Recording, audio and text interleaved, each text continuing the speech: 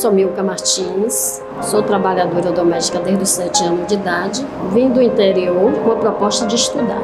E chegando aqui eu vim para tomar conta de outra criança bebê. Então eu passei por todo tipo de violência, dormindo no chão, sendo violentada sexualmente pelo filho do patrão, pelo patrão. Meu nome é Maria do Carmo de Jesus Santo, eu sou uma trabalhadora doméstica. Eu comecei a trabalhar com 10 anos de idade, era subir no banquinho para olhar a panela, subir para estender a roupa, e na hora de almoçar ela pegava o resto da comida que sobrava da mesa e botava para eu comer. Olá pessoal, eu sou a Janaína e está começando mais um episódio aqui do podcast Quadro de Empregada. Antes de começar esse episódio, eu vou pedir para você ir lá conhecer a nossa página no Instagram, é @quadro de empregada, e também falar que se você quer mandar algum relato, alguma sugestão de conteúdo, o nosso e-mail é quadrodeempregada@gmail.com. Bora lá para mais um episódio. O episódio de hoje vai ser um pouquinho diferente. Tempos atrás eu fiz uma pergunta lá no Instagram, no @elaessuababá, perguntando para as pessoas com quantos anos elas começaram no trabalho doméstico, ou com quantos anos a mãe, a tia, um familiar próximo começou no trabalho doméstico. E nesse episódio de hoje eu vou trazer alguns depoimentos, alguns dos comentários, e no final eu vou fazer uma reflexão bem rápida. Uma mulher comenta: conheço uma pessoa que começou no trabalho doméstico aos 11 anos. Foi morar na casa de uma família branca e rica para ser babá. Queria ter as coisas, ela diz. Os pais autorizaram, já que era uma dos 7 filhos. Tiraram-no da escola com a promessa de pagar uma explicadora. Além disso nunca ter acontecido, ela trabalhou por gerações na família até se aposentar. O patrão foi quem a acompanhou na entrada da igreja quando ela se casou. Quase da família, deviam dizer.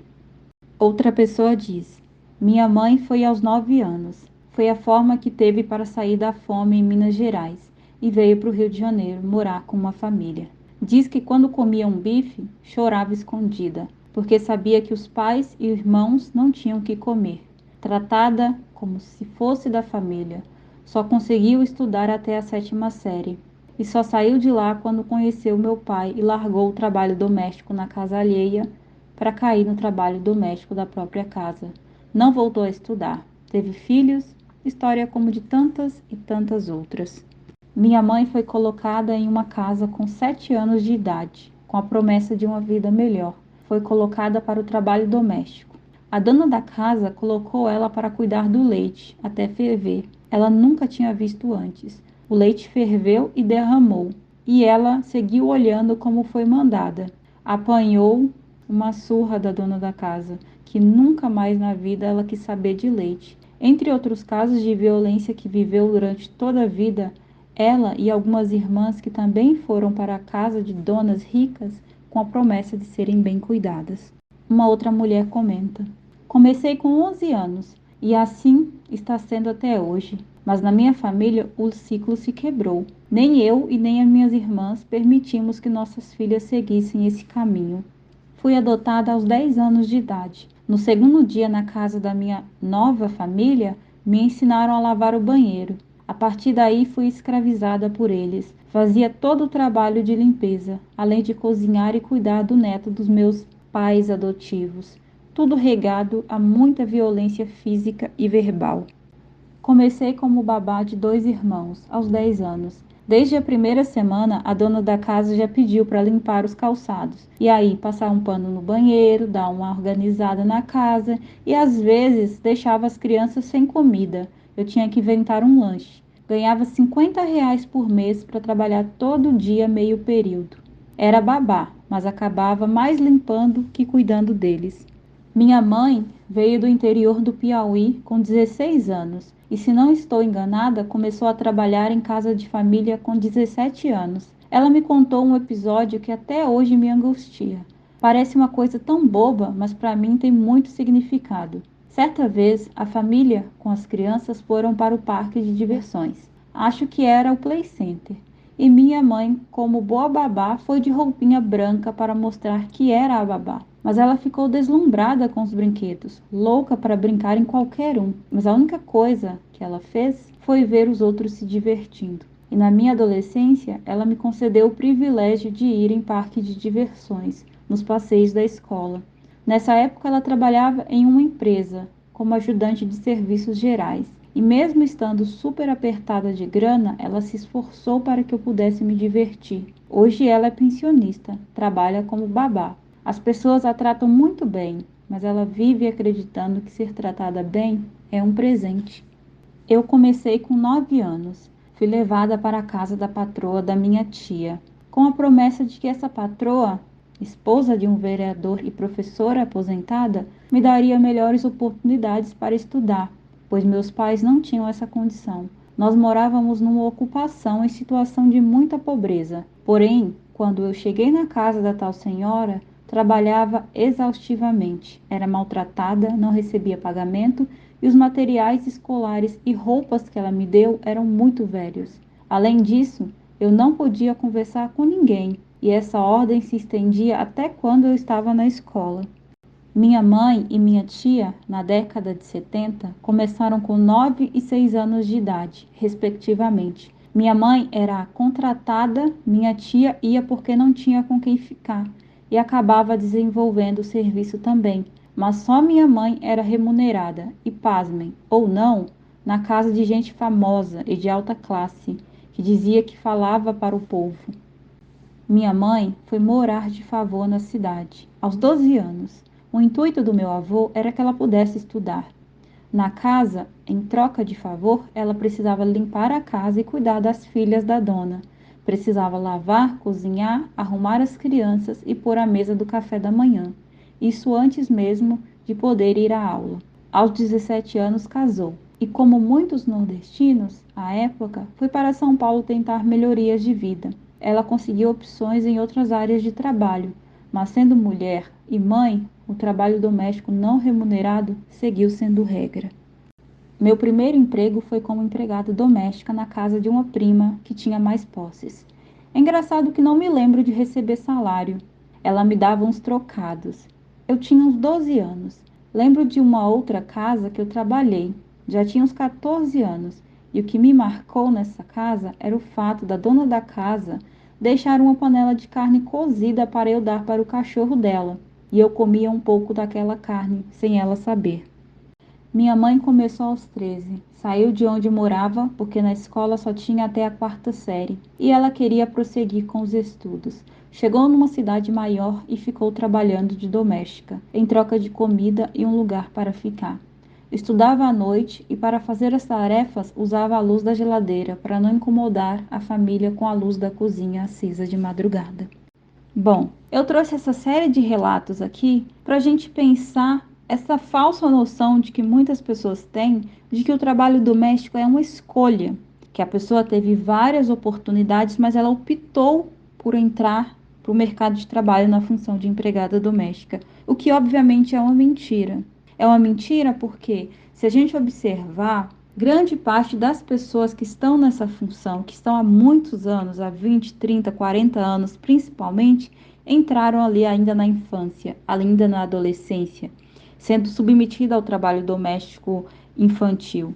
Então a gente não pode falar que o trabalho doméstico é uma escolha.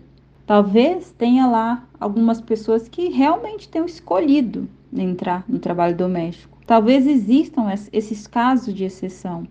Mas como eu falei, são exceções. O trabalho doméstico no Brasil hoje é uma escolha? É uma imposição? O que a gente pode pensar? Quando a gente olha para as estatísticas que mostram que o trabalho doméstico remunerado no Brasil hoje é composto por mulheres, em sua maioria negras, mulheres pobres, mulheres periféricas, mulheres que migram das suas determinadas regiões para outros centros, para centros urbanos para exercerem essa função de empregada doméstica, a gente observa que não tem uma escolha, não é uma escolha deliberada. Eu quero ir porque eu quero ser empregada doméstica. Você vai porque se você ficar, a situação pode ser pior. Pode vir a fome, pode vir a miséria, pode vir toda aquela situação em volta. Então eu acho muito problemático quando as pessoas simplesmente falam, se não está feliz no trabalho doméstico, é só sair. É só sair. Vai estudar, então, vai procurar outra coisa. Como se o fato do estudo entrar na dinâmica muda o fato de que automaticamente a pessoa estudou, então ela não vai ser mais empregada doméstica. Nós temos casos aí de pessoas que se formaram, que fez graduação, que fez mestrado, que estão no doutorado e estão fazendo faxina. Principalmente quando a gente olha qual é a cor dessas mulheres, né? Tem essa dificuldade de ir, sair, romper com o trabalho doméstico. Mas o que eu quis aqui ao trazer estes relatos é que muitas trabalhadoras domésticas hoje foram submetidas ao trabalho doméstico na infância. E se observarmos bem, a promessa era estudo.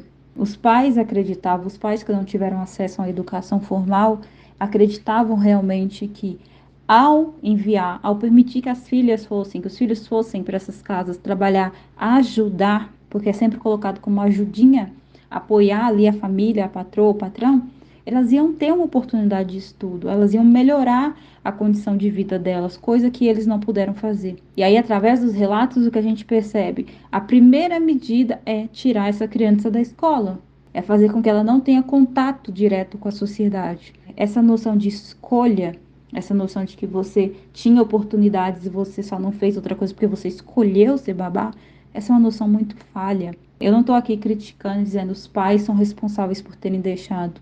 É muito triste imaginar que você não teve a oportunidade de estudar. Vamos imaginar isso ali nos anos 90, nos anos 80, 70, em que a taxa de analfabetismo não era tão alta, as escolas não eram como hoje. Então os pais veem ali aquela oportunidade, não, ela vai poder estudar. E é uma família de 11, 12, 9 pessoas, então é até uma boca a menos, né, no final das contas. O pai e a mãe vai falar, não vai, ela vai poder estudar e ela vai trabalhar e aquela coisa toda. E chega lá, a primeira medida é tirar essas crianças da escola.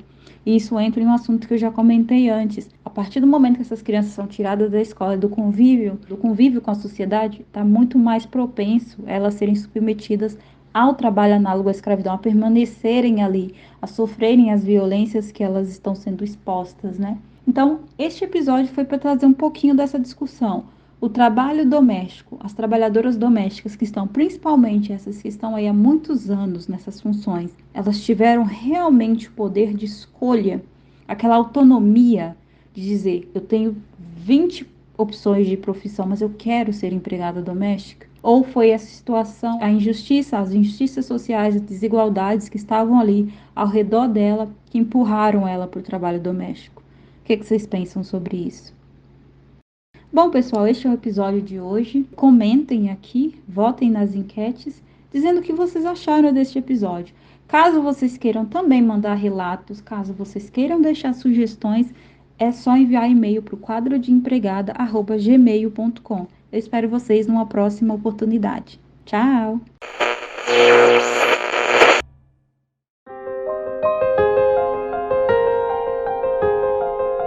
Eu sou Milka Martins, sou trabalhadora doméstica desde os 7 anos de idade, vim do interior com a proposta de estudar.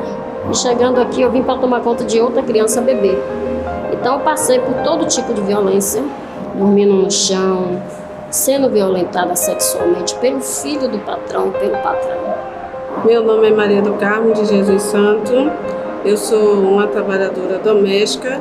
Eu comecei a trabalhar com 10 anos de idade, era subir no banquinho para olhar a panela, subir para estender a roupa e na hora de almoçar ela pegava o resto da comida que sobrava da mesa e botava para eu comer.